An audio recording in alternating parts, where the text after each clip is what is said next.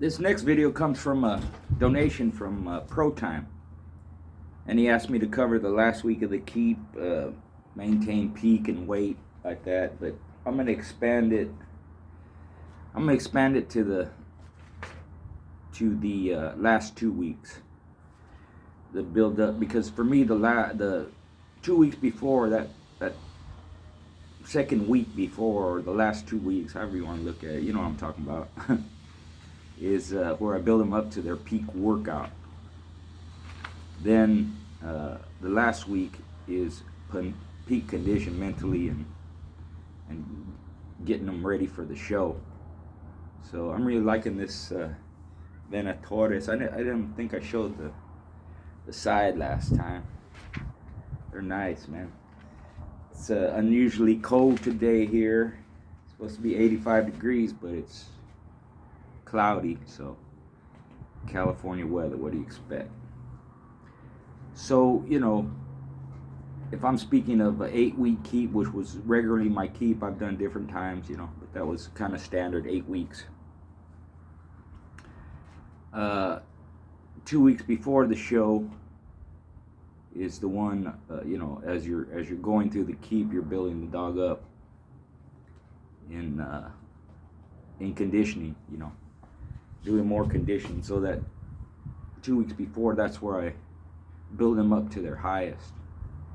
And I basically did the same thing every 3 days. I would increase the weight, increase the work, and then the Saturday before the show is when I did the hardest workout, and that's the maximum. So all during that second week, that's what I'm building them up to. I'm building them up to do the hardest work they're going to do. And of course, I did that starting slow in the beginning of the keep, and then built them up incrementally, gradually. And the same thing, like I talked about in my last video, I'm doing that strength work for that week, and I'm holding back on them. I'm holding back on them to increase the time that I'm doing the same distance, but since the distance is longer, it's a harder workout. So that's the week I really want them to work the hardest. And with the baiting, the strength technique, I'm working them up to that 4 miles. So 3 days before that Saturday is when I increase that 4 mile, increase to that 4 mile distance. But which means that would be on a Wednesday. So Wednesday I would do the 4 miles. Thursday I would do the 4 miles, but here's the kicker. Since I rested them on Friday, that was their normal rest day. On Saturday, being that it's after that rest day, I'm going to do that same 4 miles, but I'm going to do it as hard as I think the dog can take it without killing him. So I don't remember how long it took to do that distance, but it took longer to do that distance on that Saturday than it did the Wednesday and Thursday before. And what I like about that is giving them that rest day and then putting in some work, is because they've had a rest, they'll work hard. They've had plenty of time to rest, and the next day, it's a work day after that rest day, I put the screws to them. Now, everybody has an interpretation of what hard work is, and that I monitored closely. If for some reason they couldn't, after that rest day, they couldn't do the work hard like I wanted them to, my keep is messed up. I did something wrong. They should be able to do it, especially after a rest day. That didn't really happen with me, but I knew if it had, that would have been a bad mistake. I did something wrong.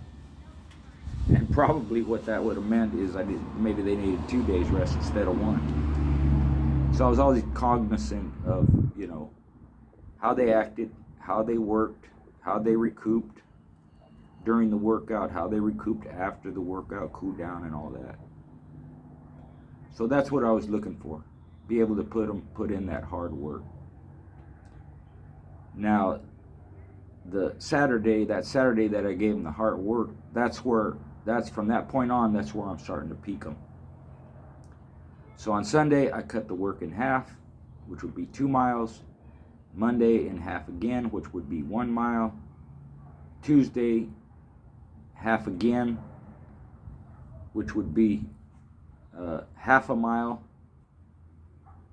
And then I'm resting them Wednesday, Thursday, Friday, and that's the show.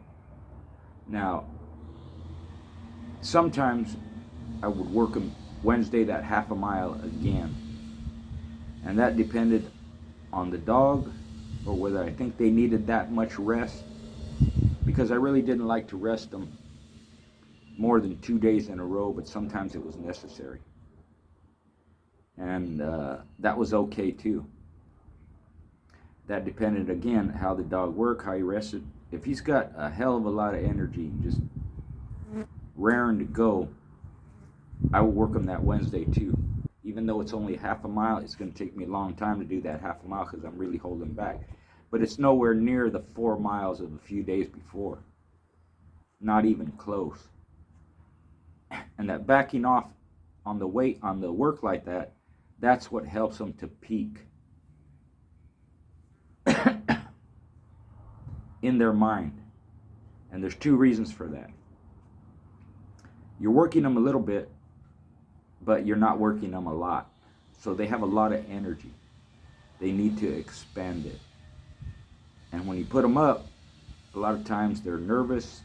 Even though they're laying down and rested, their body metabolism is still working. Mentally, they're sharp. And even though they're resting, their mind is still working because they want to work, but you're not giving it to them. Along with that, there's, and this is a lot of other people, this is why they have them, over their weight a week before, sometimes up to 2 pounds a week before. That's also the drying out process. With my dogs, the way I did it, the drying out process went through the whole keep. Little by little, as I'm increasing the work, as they're becoming in better condition as they go along, they don't want to take in a lot of fluids. Now, whether that's nature or whether it's a mental thing, the dog will only drink when he needs water. And sometimes even then they won't drink if they need water, because their mind isn't focused on thirst, their mind isn't focused on something that tells them, hey, I need water. Their mind is focused on the show. So it makes them not drink water, which is why usually during a workout I gave them a slurry, and the slurry contained a 8-ounce cup of water with that. I use aminos and carbs, just put a little bit in, add the water, mix it up. They drink it. I do that before the workout, or before I emptied them out before the workout. So basically the liquid that I gave them, they would piss it out during the walkout, the warm up and all that.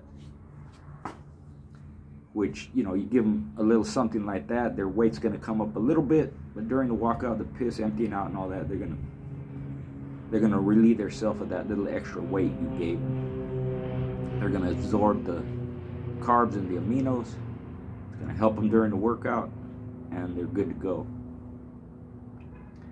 So that's how I knew if my dogs were in good shape. Another way of telling where their conditioning was along the way, because they'll go off of their water.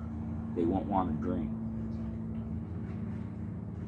And the way I measured that was after the workout, I had to have them totally cooled down before I allowed them to drink anything. Some people will give them something. They'll even give them a replenishing slurry before that, before they cool them down, you know, when they're panting and all that, and let them just have a little bit just to wet their mouth. Sometimes they use electrolytes. Some people use the carb amino like that. Some people use other stuff, right? just to replenish the dog after the workout. I didn't really do that. If anything, I might let them have a little couple of laps of water just to wet their mouth, you know. And by doing that, not giving them anything until after they're walked out and cooled down, then I would take them to the water. And more oftentimes than not, they wouldn't want any water. Even though they would have probably filled themselves up while they're hot and panting and trying to cool down and cooling down, at that moment they might drink a lot of water, overdrink water just because, you know, they're panting, they're thirsty, right? Or just that natural instinct to wet their mouth, get something to drink like that. But if I waited, let's say a half hour, you know, I walk them out, cool them down, right, a few minutes, put them up, wait a whole half hour during that time period after the workout till I gave them some water.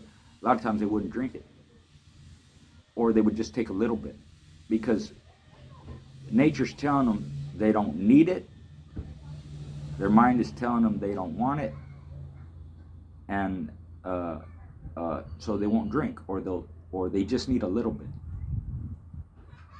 Now, again, I don't know the science behind it. I just know that working out myself, doing it that way when I was a kid, younger, and seeing the dogs do the same thing, that's where that came from. Seeing the dogs do the same thing, you know, they just naturally did it that way. When I was young, we used to work out in the field. It'd be hot in the middle of the day. My dad would never let us drink a whole bunch of water at one sitting during the day like that. You know, we could take a couple of drinks here and there. We could you know, at lunch you have a soda or you have a drink or whatever like that when you're kicked back relaxing. But during the work of the day, just a couple of drinks, just a swig like that. Now back then he told us if you drink too much water when you're working hard, it'll make you puke, it'll make you sick, you know. So I didn't even ask him why. Okay, Dad, we just did it the way he said.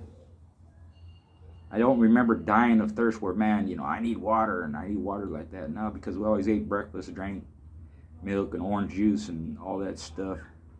At lunch, we always had something to drink, you know. We might have a bottle, not a bottle, I don't even think they had bottled water back then, but a glass of water at a restaurant or while we're out there in the field drinking. Because a lot of time my dad, you know, he spoiled us. We work, yeah, in the field, but then he'd drive us to a restaurant and eat hamburgers and stuff. So we might have a Coke, or we might have a Coke and water at the same time. You drink both of them, you know. That was just kind of standard, you know. They bring you water at the restaurant. So we're going to drink it. Then you order a Coke or tea or whatever that way. So we were hydrated in that sense without even realizing. But during the work, my dad, he wouldn't let us drink like that. Don't fill up. Just take a drink, take a swig. Hour later, 2 hours later, you take another one. Like that throughout the day. So I kind of incorporated that with my dogs.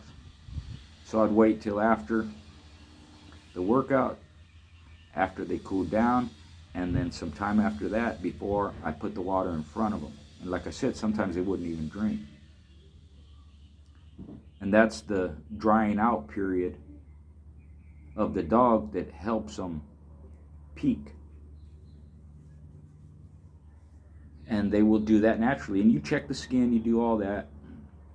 But I didn't have my dogs way overweight a week before a competition like some people did. And they have their own reasons for doing that, you know.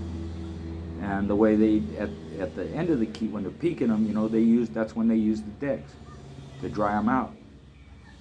And believe me, that 2 pounds over, using that Dex and that dry out prod, the dog going off his water, not drinking a lot of water, just on his own like that, they drop them 2 pounds.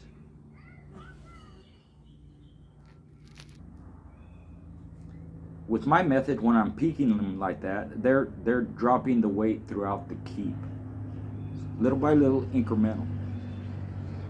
And just like in my pre-keep or determining my dog's weight, like I mentioned before too, is I'll work them depending on how overweight they are. I work them from 2 to 4 weeks, pre-keep if you want to call it that, you know. And this is way before I had them hooked up.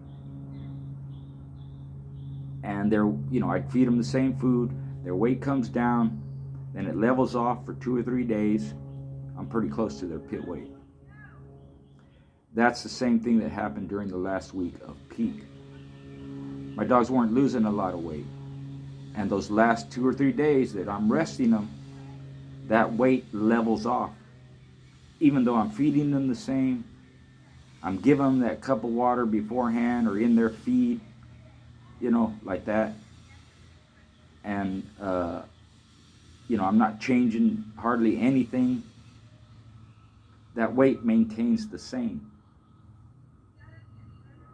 And you would think it would fluctuate a lot. It didn't. My weight didn't fluctuate a lot. And it's those two things. They're not taking in a lot of fluids. They don't want a lot of fluids. And that nervous energy they have, metabolism, whatever it is, maintains that weight, meaning their weight doesn't go up. If that didn't happen and their weight did start to go up or drop dramatically on its own, doing the same process where they're not drinking a lot of water, same feed and all that, now I have a problem. But that didn't usually happen. The weight stayed the same the last 2 or 3 days. So that I'm on weight basically then. A little bit over, maybe half a pound over, quarter pound over. And then the emptying out stuff, you know, has them come right on weight. And when I talk about being this and that, half a pound over or 2 pounds over or whatever people talk about, what I'm saying is that's the weight when the dog is empty, not before they empty out. When the dog is empty. Just like, you know, I would take my dogs before a workout, right? And sometimes I did either one. You can do it either way. Before they empty out, I'd weigh them. Then after the workout, I'd weigh them. Sometimes you take them, empty them out, and then weigh them. That's what they weigh, empty. And then after the workout, weigh them again, see how much they weigh. Some people will weigh them before they empty out, after they empty out, then after the workout. And all that is doing is telling you what the dog weighs before he's emptied out, how much waste he's emptying out by weight, and how much he's losing during a workout. And for me, since the drop in weight was incremental, they're not losing that much during a workout. And my dogs didn't lose that much after a show, which a lot of times you see dogs do that because they're too thin. So they're just skin and bone. If it goes any distance, they're just skin and bones after that.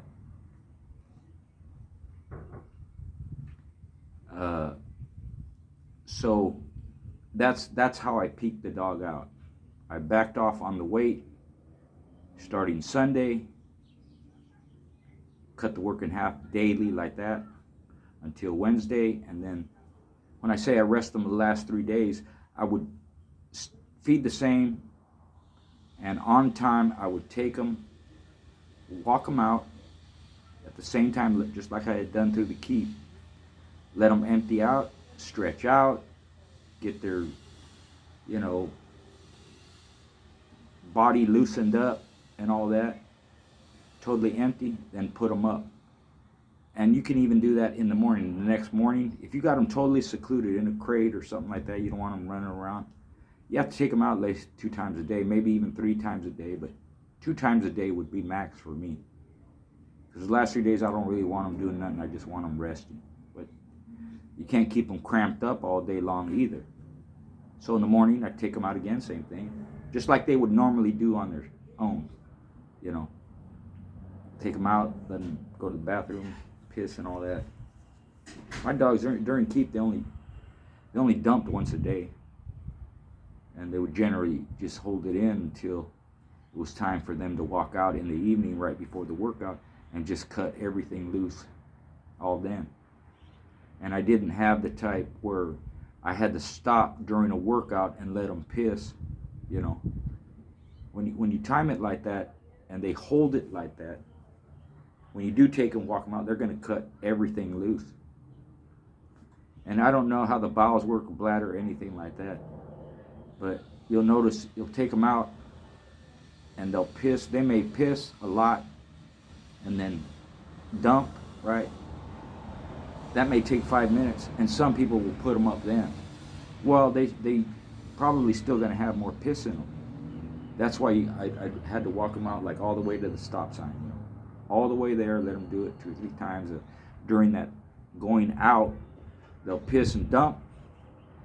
And then as their body keeps moving and walking, they'll want to piss again. And maybe 2 or 3 times along the way. Maybe more. But just that action of them holding it, and then at that time I take them out to piss and dump, you know, during that process, they're going to go 2 or 3 times. Piss at least, you know. They may dump heavy one time and then a little bit more, but usually just one time. Because that 24-hour period allows them to digest everything, and they just have to dump one time. They're not all like that. All dogs don't do that. And you may have a dog that he has to dump twice a day. That's okay. That you can do that on time too. Once in the morning, once at night. But during a workout, during the keep, you definitely do not want your dog dumping after he's done his workout. That's wrong, in my opinion anyway. They shouldn't do that. That means they had shit inside of them while you were doing the workout, and that's not good. They should be relatively empty before you do a workout and during the time you're doing the workout, just like a show. So as I cut the work in half, and I get to the last 2 or 3 days, they're on weight. And even though I'm feeding them the same, and putting the little bit of liquid in their food, because they're not going to drink water, mine didn't anyways, they maintain that weight. And everything is on time. And when it comes to the last feed, generally, I fed them the same. I fed them 24 hours out. But I've also done where I just feed them half a feed. And sometimes when I feed them half a feed, the day before the show is what I'm talking about, not those last 2 or 3 days, just the day before the show, I'm giving them half a feed. It didn't mess with their weight, didn't change their weight, they maintained that weight. But what it did, and they have something in their body to make sure they have a bowel movement right before the show the next day, what it did was make them a little bit sharper, it seemed, make them a little bit focused. Because why? They're a little bit hungry. And anytime you put a dog through a show like that, in my mind, I want them to be hungry. Not starving, but hungry. And you can kind of figure out how that relates in a show if a dog is hungry. So that's hopefully I covered this. You know, there's always more to it. You know, pro time, if you have some more questions, hit me up. But that's how I did the last 2 weeks. And hopefully this helped. Thank you for your donation. Anybody else wants a topic covered and wants to donate, just hit me up. But contact me beforehand to make sure I can cover the topic. I don't know everything. Some things I might have to do a little research, but if it's after the time I was in the dogs, if it's particular dogs or bloodlines that I'm not familiar with, I can't really comment on them.